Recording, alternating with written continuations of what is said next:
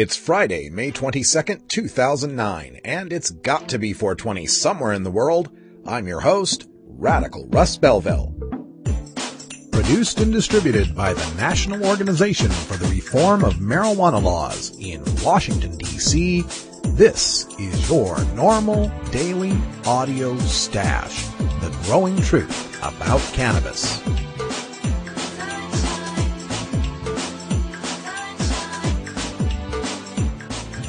Welcome to the most popular podcast regarding marijuana in all of America and all the world, featuring interviews with scientists, politicians, doctors, prohibition policy activists, regular cannabis consumers, musicians, and NORML staff and NORML's board of directors, along with music and comedy no other podcast can offer.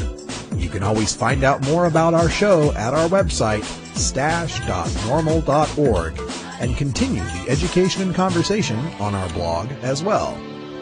We're ending marijuana prohibition with education, one listener at a time.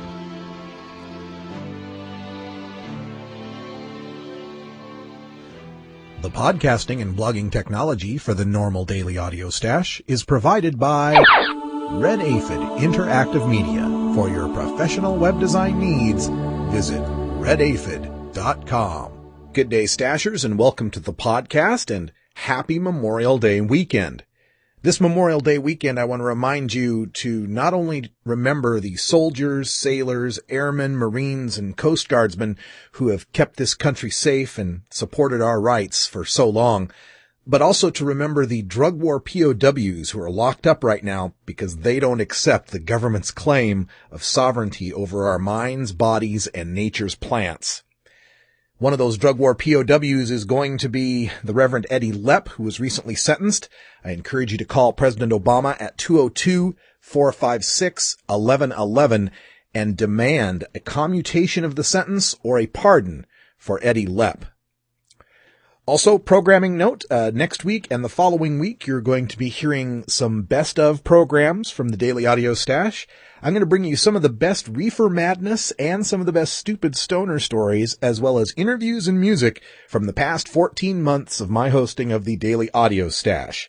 I'll be getting prepared for the Aspen Legal Seminar, and that's why we need to run some of the repeats. There's only so many hours in the day. Time for some shout-outs, and these go out to the great Lone Star State of Texas. We've got a dedicated activist in Amarillo, Texas, looking to start a NORML chapter. If you're interested, send an email to me at stash@norml.org or send it directly to her at formamarillonormal@live.com. There's also going to be a MySpace page, myspace.com/formamarillonormal. Also got a call from Waco, Texas, looking to form their chapter. I can't wait to have a Waco NORML. If you're interested, again, send the email to stash@norml.org or directly to Cliff at cliff107@yahoo.com. Let's get NORML spread all around the great state of Texas. Now, coming up on today's Daily Audio Stash, we've got your hemp headlines with a Reefer Madness special.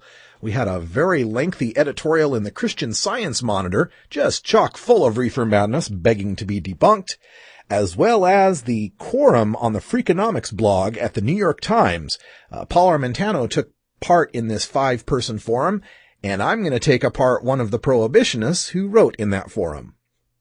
Today is the 4th Friday of the month, and that means it's time for our Cultivator's Corner with High Times Senior Cultivation Editor Danny Danko answering your marijuana grow questions. If you've got grow questions for Danny Danko, send them to me at stash@norml.org, and we'll ask them next month. In our Daily Toker Tunes brought to you by MarijuanaMusicAwards.com, we're concluding our Global Marijuana Music Awards winners fortnight with Blaxicans and their best medical song. If 1969 was the summer of love, I believe 40 years later we're living in the summer of legalization, and that summer starts this weekend. We'll be here bringing it all to you day by day, week by week, month by month, all throughout the summer on your NORML Daily Audio Stash. Hello, I'm Paul Stanford from the Hemp and Cannabis Foundation, or THCF. Medical marijuana is legal in 13 states today, and THCF has clinics in 8 of those states. Our doctors help qualified patients obtain an authorization for medical marijuana in their state. Patients are eligible for medical marijuana with a history of either severe chronic pain and or nausea, cancer, AIDS or HIV, hepatitis, glaucoma, seizure disorders like epilepsy, chronic muscle spasms such as multiple sclerosis or asthma, neurodegenerative diseases such as Alzheimer's, and gastrointestinal disorders like IBS or Crohn's disease. If you or someone you know has one of these conditions, our doctors will help you obtain a permit for medical marijuana. THCF Medical Clinics has offices in Washington State, Oregon, California, Colorado, Hawaii, Nevada, Montana, and now Michigan. Call 1-800-723-0188 or go to the web at hemp.org or 1-800-723-0188.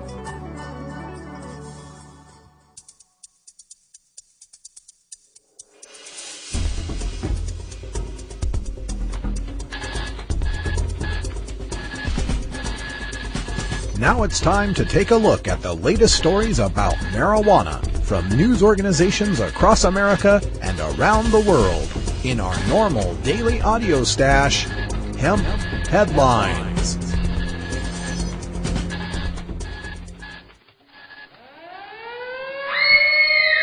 Marijuana is an addictive drug which produces in its users insanity, criminality, and death. Marijuana is the most violence-causing drug in the history of mankind. If the hideous monster Frankenstein came face to face with the monster of marijuana, he would drop dead from fright.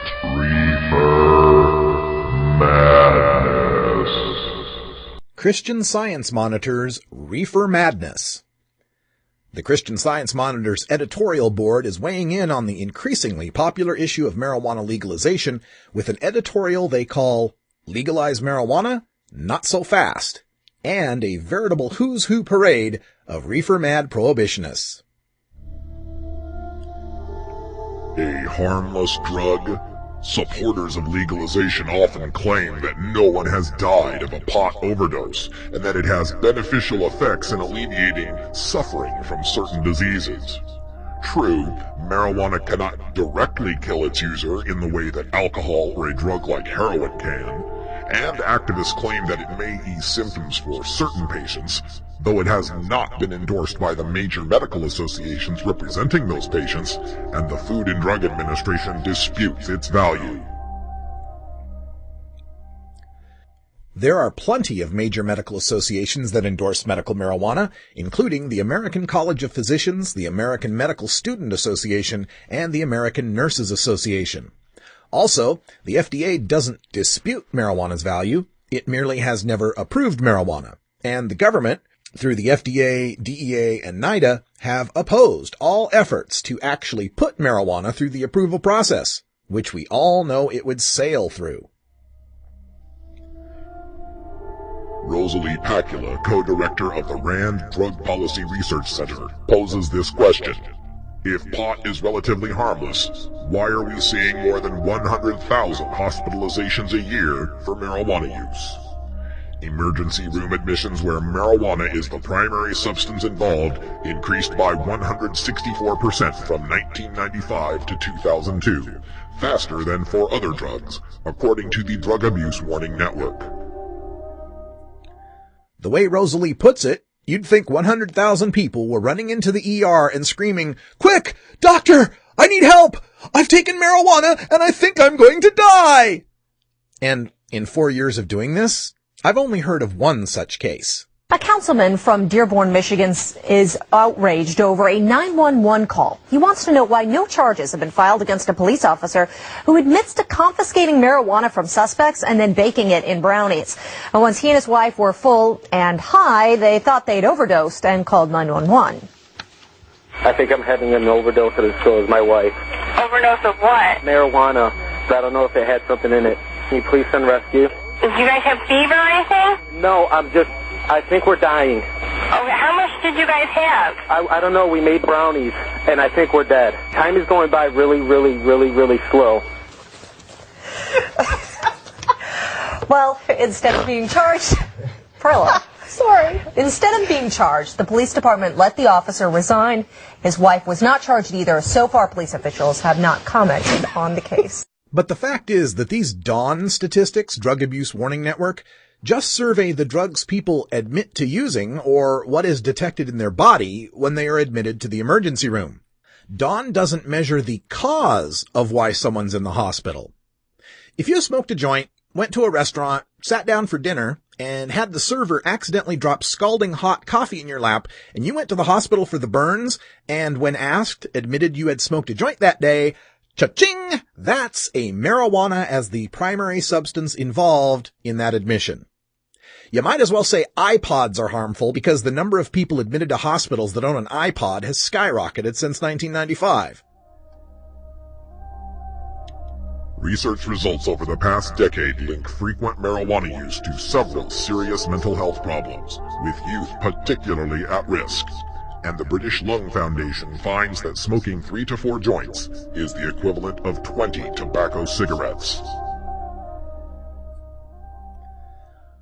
Worldwide rates of schizophrenia have remained constant for decades, with little variation between countries with greater cannabis use or lesser cannabis use.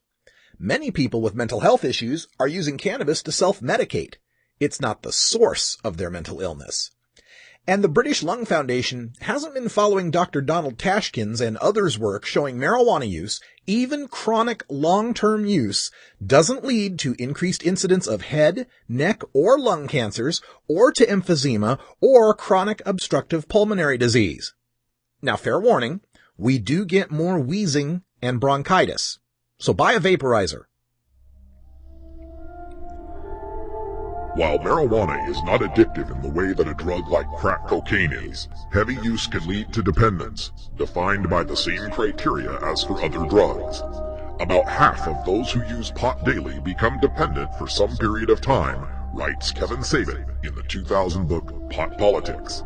And 1 in 10 people in the US who have ever used marijuana become dependent at some time, about the same rate as alcohol.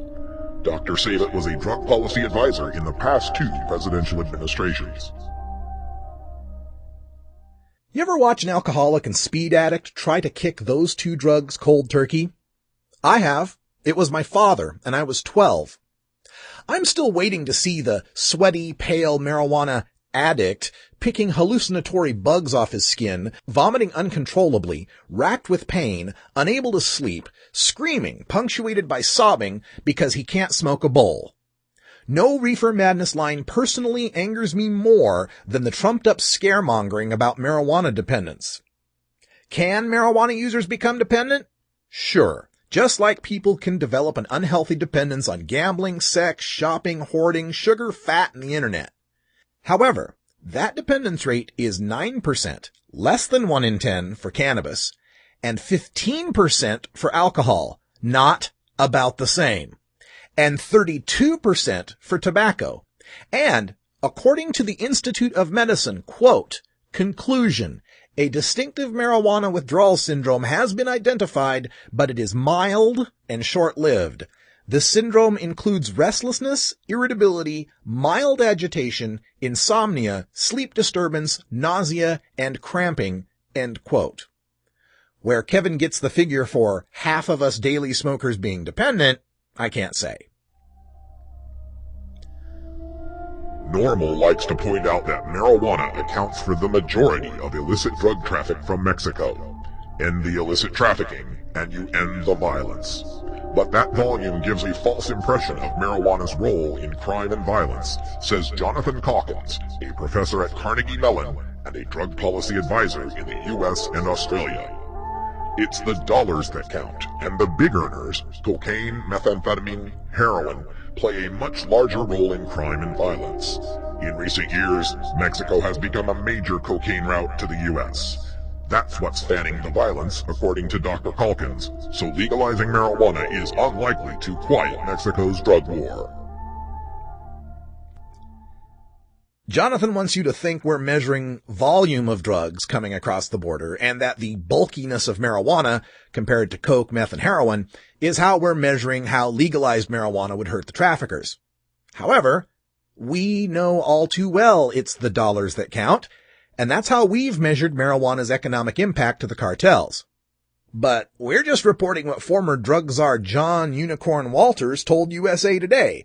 Quote, marijuana now earns cartels about $8.5 billion, or about 61% of their annual estimated income of $13.8 billion.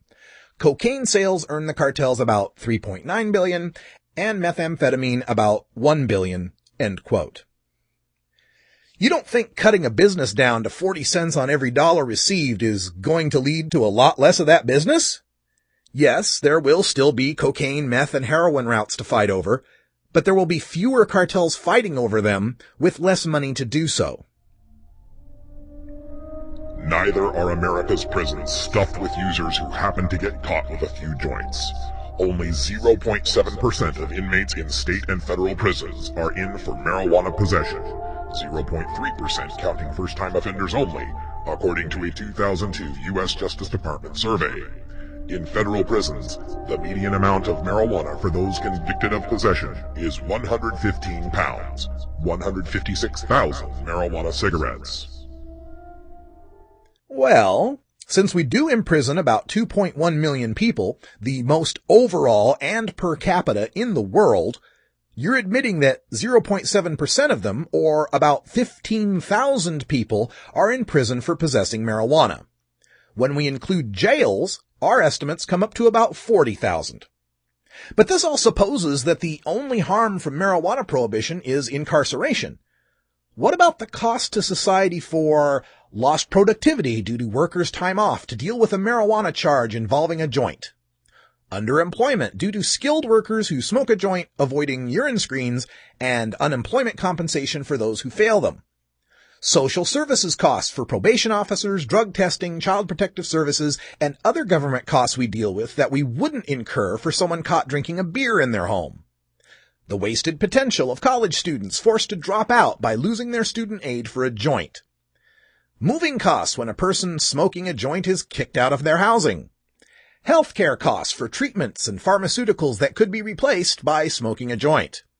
And police costs to enforce the prohibition and deal with the ancillary crime and violence issues brought about by prohibition.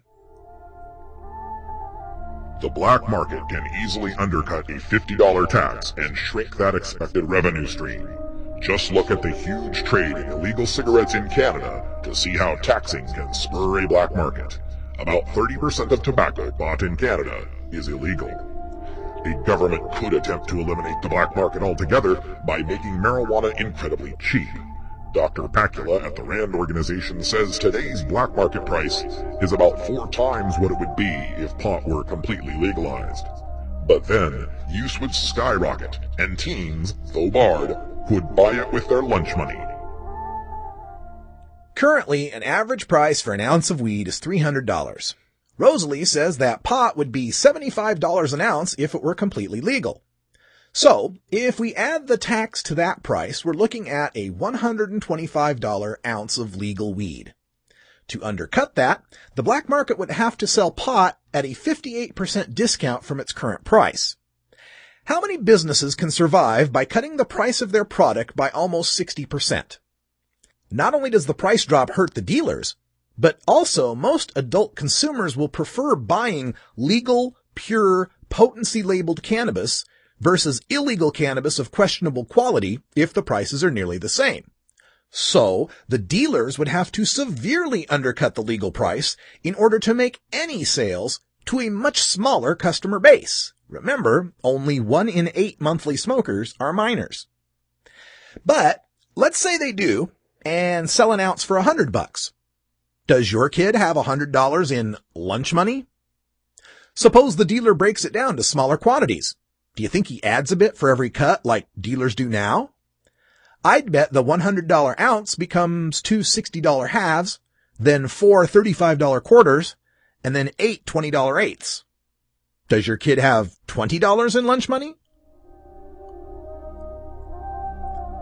As America has learned with alcohol, taxes don't begin to cover the cost to society of destroyed families, lost productivity, and ruined lives. And regulators still have not succeeded in keeping alcohol from underage drinkers. So why aren't you calling for a return to alcohol prohibition?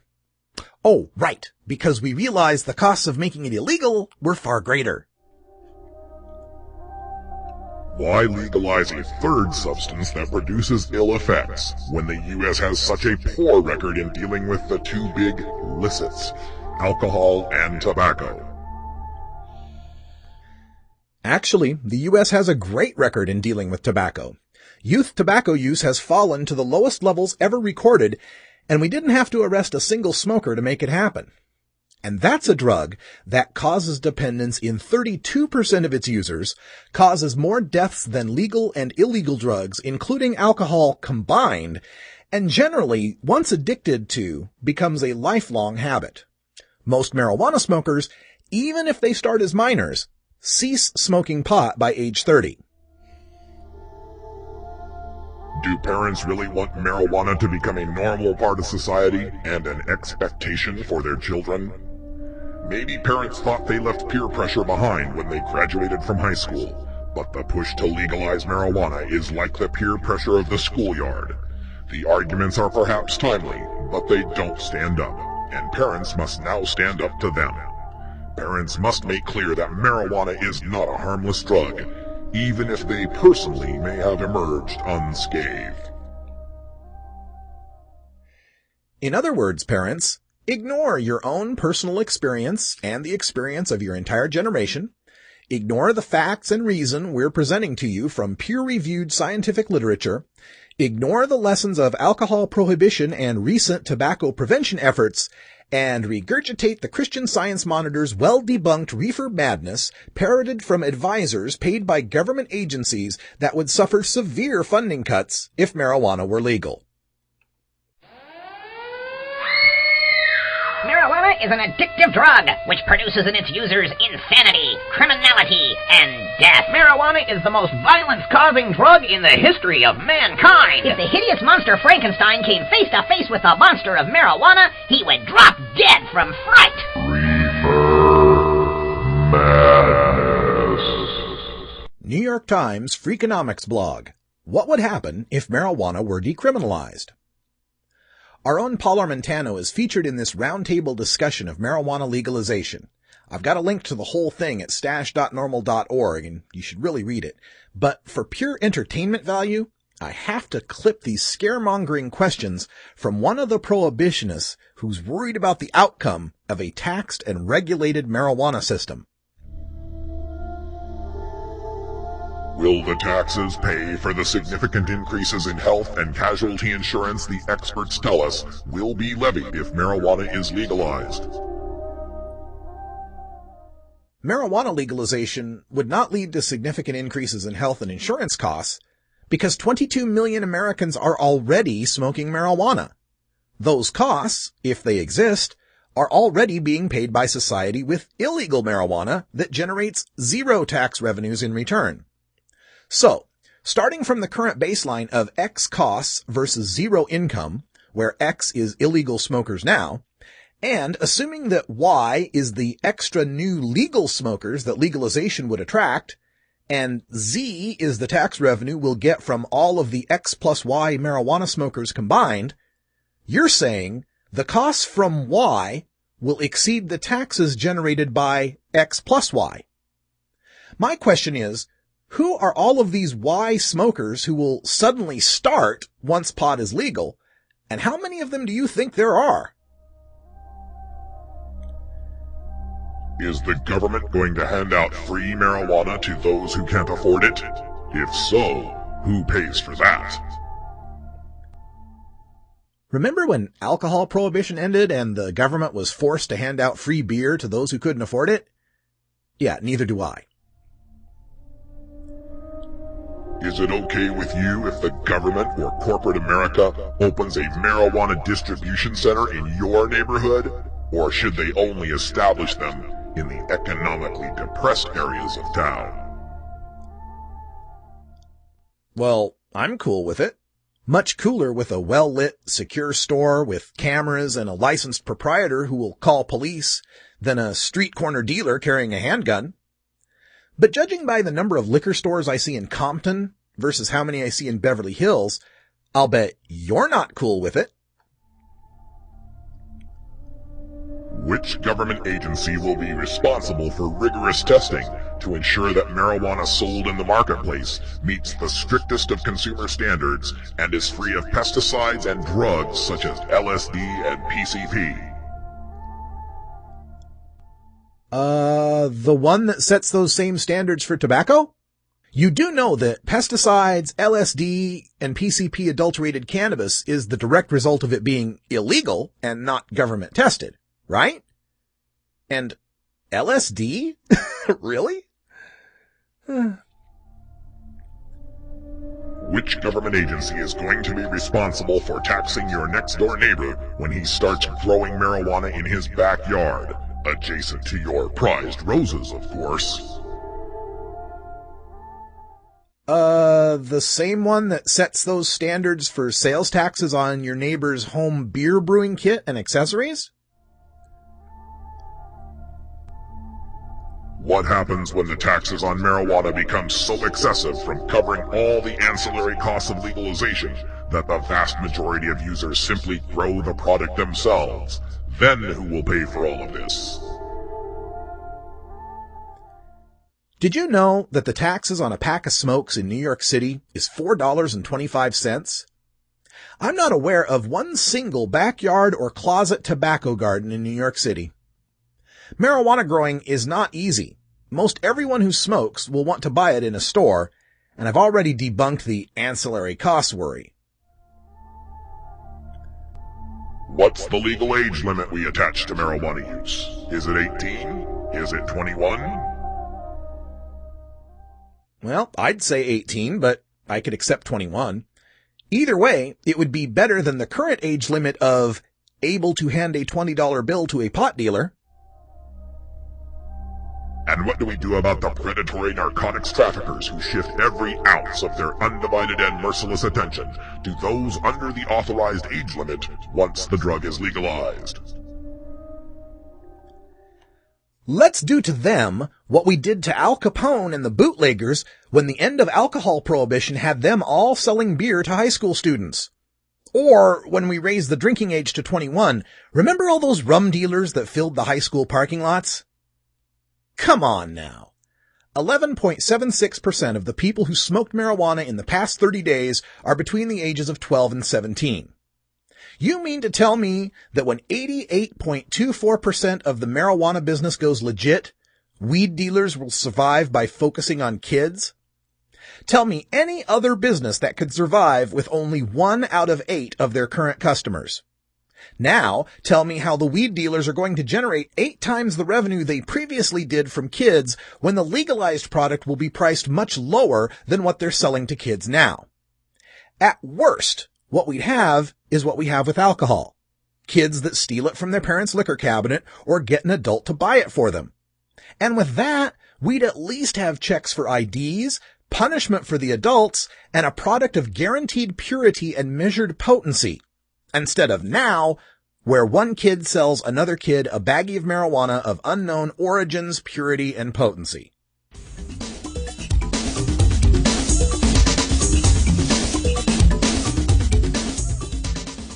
I'm a doctor. I'm a lawyer. I'm a journalist. I'm a student.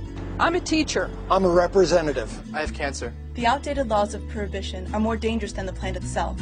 I lost my scholarship. I was fired. 20 million arrests since 1965. This is getting ridiculous. Our prisons are overcrowded with non-violent offenders. We have the opportunity to change. This is costing our country billions of dollars. Making my family and I fight in a courtroom is difficult enough when I'm already fighting through chemotherapy. There's no reason to be scared by tradition anymore. We can stop this. We can stop this. We are the American people. We can stop this. And you have our support. We're old. Young. Straight. Gay. We're every race and nationality. And we're not going to give up. You can tax it. You can regulate it. Apply age restrictions. You can create millions of new jobs. We can save our economy. President Obama? It's time for legalization. Legalization. Yes. We can. This has been a public service announcement.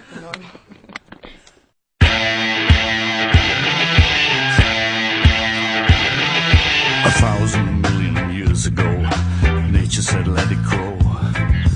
Grow more weed. There's nothing quite like growing your own marijuana plants. From the little seedling to the vegging stage to the harvest of big sticky buds, cannabis cultivation is the most rewarding hobby a marijuana connoisseur can enjoy. So to help our listeners with their gardens, every fourth Friday of the month, we welcome High Times Magazine's senior cultivation editor, Danny Danko, to answer your questions in our NORML daily audio stash, Cultivator's Corner. All right, we're back with episode 2 of our Cultivator's Corner for the month of May here. We're joined by High Times senior cultivation editor, Danny Danko. Welcome back, Danny. Thanks, Russ. So here we are. We're approaching the long days of summer, and I was just wondering if you had anything up front before we got to our grow questions that you might want to give people as tips for summer marijuana growing. Well, basically now's the time. The plants should be in the ground by now. It's still fine to put them out now. They're just not going to end up as big as if you put them out earlier. But it's really, in most climates right now, it's a perfect time to get plants out there. And right now, in our July issue, with Jorge Cervantes on the cover, we have a whole article on seeds and also like the first 5 weeks of a plant's life, just to focus in on that part of growing, because it's very important for the ultimate outcome. Okay. Well, let's get to our questions here from our listeners. I have one from a listener named Harold, who says he's cultivating in the great outdoors of northern Minnesota, and we have a problem with deer and rabbits nibbling on my favorite herb. Do you have any non-lethal, non-pesticide deer and or rabbit repellent? Says he raises his herbs bio with organic fertilizers and heard that human urine mixed with garlic and eggs is an effective deer repellent. So what do you got for repelling deers and rabbits and other critters in the forest? Basically anything that has like ricin traces, they also use like panther urine and predator urine, and a person's urine will work. I mean, the problem becomes when there's a drought or something of that nature, where the deer really have nothing left to eat, and you've been watering these delicious plants like right where they want to eat them. So leaving soap bars around, like slivers of soap, will work for a week or two on most deer. But then you've got your kind of like urban deer that will just eat pretty much anything, tulips and everything. So it's tough. I mean, cages work sometimes. A lot of times people will try to find places to grow where there's thorns and things around the area, so that it's sort of a natural barrier. But yeah, I mean, I think human urine is a great tool in that case, and soap and anything that basically smells like either people or predators will keep them away for a while. Okay. And he mentions growing outdoors in northern Minnesota, but, there's a lot of states now where, people can grow outdoors in their backyards for medical purposes. How do you deal with, urban critters like raccoons or squirrels or anything like that? Same ideas? Pretty much. I mean, you want to put cages around, and, you want to have, sometimes people will put plants in raised beds that those critters can't really get up into, or use just really large containers. So that the plants are just massive, and those animals, they tend to eat marijuana plants when they're young, and then once the flowering time has begun, they're usually less likely to chew up a whole plant. They might nibble on it, but I don't think they'll take a plant down at that point. Do the plants have any effect on these critters when they nibble on them? I believe that they do. I mean, there's plenty of stories of, bears that have eaten, a large garden and then have been just found sort of passed out sleeping in the middle of it. Those are not to be disturbed, by the way. Yeah, don't. The best thing to do is just turn around and walk away. But, so, I mean, obviously the bears are affected. I would imagine the deer are affected, and anything that's a mammal is going to be affected. And sometimes they choose out, certain things, certain plants for that purpose, and sometimes it takes them by surprise and they never want to eat it again. Very interesting. Maybe that explains why Winnie the Pooh was always in the honey pot. Let's go to our next question. This one's from Roger, and he has a question about the sea of green growing method, Of course, he's heard that it can give you a large harvest in a small space, but he was just wondering if you could fill him in a bit on the details. What are the advantages and disadvantages of that sea of green method? Well, the advantages of it, in theory, are that you harvest quicker, and so the idea is you're using more plants that are smaller, so you have a less of a vegetative time. But the cons are actually that first of all, typically if there's a problem with the authorities, they use plant counts against you, and also I don't think the plants really live out to their full potential, because the plant really needs a vegetative time to establish roots. If you really want to yield a lot in the end, I think, growing from cuttings and crowding them together, it will yield quicker. I don't think it'll yield more, and I don't think that the plant has really reached its maturity at that point. My advice is to grow fewer plants, larger, and to vegetate them maybe, for 2 weeks to a month, and grow them in large containers. Let the roots really get in there, because that's what you're really growing, is roots. If the roots are strong and healthy, then the plant up top is gonna reap, great harvest rewards. But with the sea of green, you're really not growing a lot of roots typically, and you get what you basically put in. Right. And I like that you mentioned the plant numbers is how law enforcement a lot of times will go and sentence and prosecute these cases. Right. So that can be a big disadvantage, especially for our people that are growing in the medical marijuana states that have hard plant limits. I mean, we talk about... they have limits, like in Oregon, I believe, like 6 plants, per patient. Yeah. But that doesn't stop you from growing, a pound per plant. If you have the patience to vegetate the plant before you flower it and let it develop a root system, let it develop branches strong enough to hold big buds, and that's really, I think it's a win-win for everybody, and I think you're going to get more out of each plant, and I think there's something to do with the maturity of the plant that just makes that ultimate smoke better. Yeah, I've always found the taste to be better and something just a little more earthy about it, and as Roger asks this question, he puts it in the context of having a small space, that he doesn't have a really large space to grow in. Would he be served just as well to grow 1 or 2 good big plants than as to grow that sea of green? I mean, would he have enough room as the sea of green method would allow him to have? Well, yeah, I guess that's one of the other advantages of sea of green, is you can do it in less height space. But if he has the height, then it's really no problem. It's just a lot of times when people are growing in attics or places where their height is really restricted, then they really almost have to grow sea of green. Okay. But if you have the room, I recommend bigger plants. So square footage wise, if we're just talking about floor space, you could go either way. It's more the height of the room that you have that's going to determine this. Yeah, the plant, you're going to vegetate it for a while, and then even after you switch it to the flowering cycle, which is 12 hours on and 12 hours off, it's still going to stretch, depending on the strain, from a foot to 2 or 3 feet after that point. So you have to factor that in as well. Okay. Good questions from our listeners. Now, I want to encourage anyone listening now that if you have questions for next month's Cultivators Corner segment with Danny Danko, send them in to me here at stash@normal.org, and we'll ask High Time's own editor on this. You can't get a much better a source than that, can you? Danny, before we let you go, do you have any promotions you need to make? Is there websites or books or tours that you're going on, places you're going to be appearing people need to know about? Well, we've got our July issue out right now. I mentioned that with Jorge Cervantes. It's a nice grow guide, how to supersize your garden, and we've got Summer Festival lineup in there. I think it's really a really packed issue with some great information and really beautiful pictures. And beyond that, I'm going to be at the THC Expo in LA in June. I believe that's the weekend of the 13th and 14th.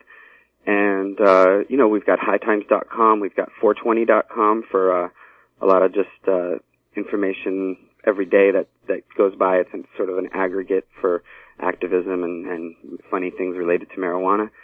And let's see, New York NORML. There's a big vote coming up on Tuesday. We're really hoping that the New York state senators will approve medical marijuana so that we can get this thing going in New York State. And we're going to turn New York back into New Amsterdam if we can get that thing going. Excellent. Nice historical reference. Love it. Danny Danko is the senior cultivation editor for High Times Magazine. He joins us here on the fourth Fridays of every month for Cultivators Corner from New York City. Thank you so much for joining us, Danny. We'll talk to you again. Thank you, Russ. Ever wonder how often to change your bong water? The most effective method for baking pot brownies? The best destinations for a ganja getaway? How to hide herb in your car? Whether to grow your own? How precisely to legalize it? Or how something as wonderful as marijuana ever got to be illegal in the first place. Finally, you can find all these answers and much more in the official High Times Pot Smoker's Handbook, featuring 420 things to do when you're stoned. Since 1974, High Times Magazine has covered marijuana in all its aspects and wonders, from cultivation to legalization to the herb's enduring and exalted place in popular culture. Packed with inside information, the official High Times Pot Smoker's Handbook rolls all of this collected wisdom together into a single indispensable ganja guide, including an entertaining look at marijuana's history, profiles of herb-friendly travel destinations and festivals, favorite potluck recipes from the High Times staff, smoking skills, advocacy and activism, essential marijuana movies and songs, profiles of famous cannabis strains, comprehensive growing information, celebrity endorsements, and much more. This is truly, finally, the ultimate guide to green living.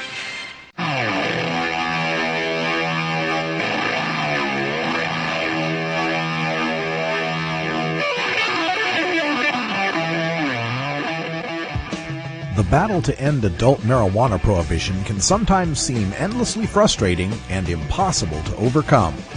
One way we bond as a community and draw strength to continue is by rejuvenating our spirit through art and music. The Marijuana Music Awards exist to recognize those sonic artists in all genres of music who feature a ganja-friendly message to motivate and inspire all the cannabis community. Our daily Toker tunes, brought to you by MarijuanaMusicAwards.com, feature the finest in blues, rock, jazz, hip-hop, rap, reggae, country, bluegrass, and dance music to enhance that 420 feeling and refresh all you stashers for another day on the front lines of the drug war.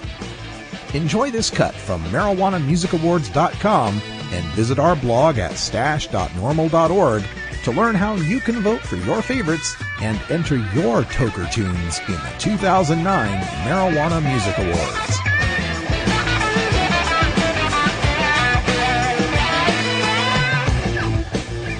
Double 2009 Global Marijuana Music Awards winner Blaxicans provide today's Toker tune with Medical Patient, winner of the 2009 Global Marijuana Music Awards Best Medical category.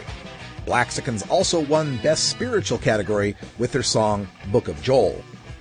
DJ Ignite of Blaxicans is a veteran hip-hop artist, being an original b-boy breakdancer. It has been his way of life. DJ Ignite is featured on over 30 compilation CDs and is featured on projects with hip-hop greats such as Tupac, Baby Bash, and too many more to name.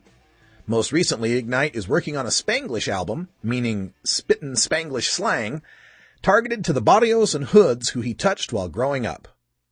Ignite was born in Mexico City. He has seen enough drama to reveal stories that grab your soul. Ignite stays real enough to get his points across in his music. Listen to his tracks and see if Ignite moves you enough to support his Blaxican music movement. You can find out more about DJ Ignite and the Blaxicans at myspace.com/DJIgnite69. Registered stashers, you can get yourself an MP3 download of this tune. It's 2009's Global Marijuana Music Awards Best Medical winner, the Blaxicans, with Medical Patient. I was diagnosed with colon cancer. As a former law enforcement officer, I knew that it was illegal and I resisted that until finally I gave in and I tried it and I was absolutely amazed. I would be nauseated, I would be in bed, I would be feeling like I was going to die. And I would smoke marijuana and in 10 minutes I was up and feeling fine. Am I wrong? Cause I need my medical marijuana to slow down the pain and the suffer. Sitting here fighting so it don't take me under. So with a fat bowl of a granddaddy purple, it knocks off the pain, it gets me to the level where I can function and feel good about life. To my peeps out there in this medical marijuana movement, let's come together and fight to legalize it all the way to the top, boy. Keeps them feds and them DA agents off my dude Ken Estes back and any other dispensary giving love to their patients. Black skins up in this, keep it real for the peeps. Keep it real for the medical patient, and I use it. I'm a medical patient, and I produce it. I'm a medical patient. Believe that I use it. I got news. If I don't use, all confused. I'm a medical patient, and I use it. I'm a medical patient, and I produce it. I'm a medical patient. They think that I use it. I got news. If I don't use, all confused. I'm a medical patient. I got my script. Dispensing with licenses. Don't say shit. I bet if we're alone and you smelt that you wanna hit, but I don't share shit without proper prescription. No socializing, that's when them fetties they wanna hit. Accusation of conspiracies for laundering money. They took all of my fruit and left me the honeys. Oil so thick when it burns it starts bubbling. They pick off the people who need it, it's kinda troubling. Pisses me like babies wet diapers without their mummies. Just because they're disabled don't mean we're dummies. Tax us for clones and then take money from me. Knocked down my door all in front of my family and took all of my medicine and vehicles from me. Should focus on the big hard drugs in the country. I'm a medical patient, broken, still hungry. I'm a medical patient, and I use it. I'm a medical patient, and I produce it. I'm a medical patient. Believe that I use it. I got news. If I don't use, all confused. I'm a medical patient, and I use it. I'm a medical patient, and I produce it. I'm a medical patient. They think that I use it. I got news. If I don't use, all confused. Diverticulitis lost 2 feet of my intestine from eating poor man's diet and all of life's stresses. It's medical for pain, it's all natural, God's blessing in the Garden of Eden. The weeds were all sin, see the seed put down on the 20th day. 4th month of the year, then October came. Nature's pain medicine, don't take it away. Call the press, here they come now for Kenny Estes again. Once again, stormtrooping in, scaring kids and harassing men in wheelchairs. Cause he provides medical patients with prescription meds. Now here come the feds, ready to pull out scabs and take all my possessions just cause they want to, and they don't want my dude to do his thing. Do his I'm thing. a medical patient, and I use it. I'm a medical patient, and I produce it. I'm a medical patient. Believe that I use it. I got news. If I don't use, all confused. I'm a medical patient, and I use it. I'm a medical patient, and I produce it. I'm a medical patient. They think that I use it. I got news. If I don't use, all confused. Again, my mother had cancer, so I've seen the pain that can result in a terminal illness. My attitude is, if the science and doctors suggest that the best palliative care, the best way to relieve pain and suffering is through medical marijuana, then that's something that I'm open to, because there's no difference between that and morphine when it comes to just giving people relief from pain.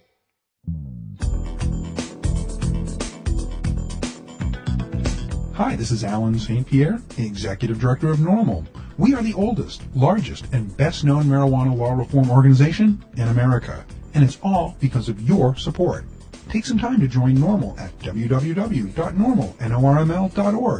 Your membership supports this podcast, our websites, our policy research and analysis, and our annual conferences.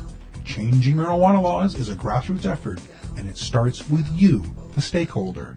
Join NORML today and add your voice to the millions of cannabis consumers who demand equality with our beer-drinking friends.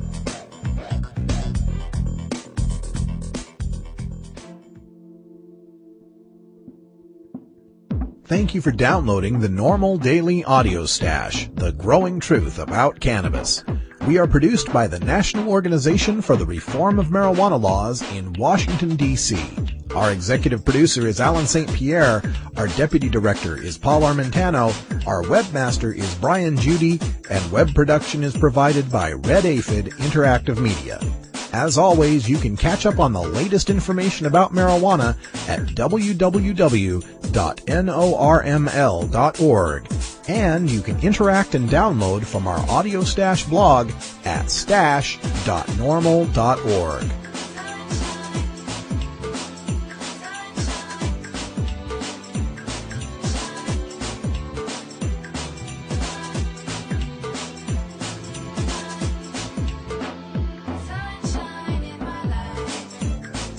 For everyone here at NORML, I'm your host, Radical Russ Belville, hoping all your harvests are bountiful and your encounters with law enforcement are non-existent.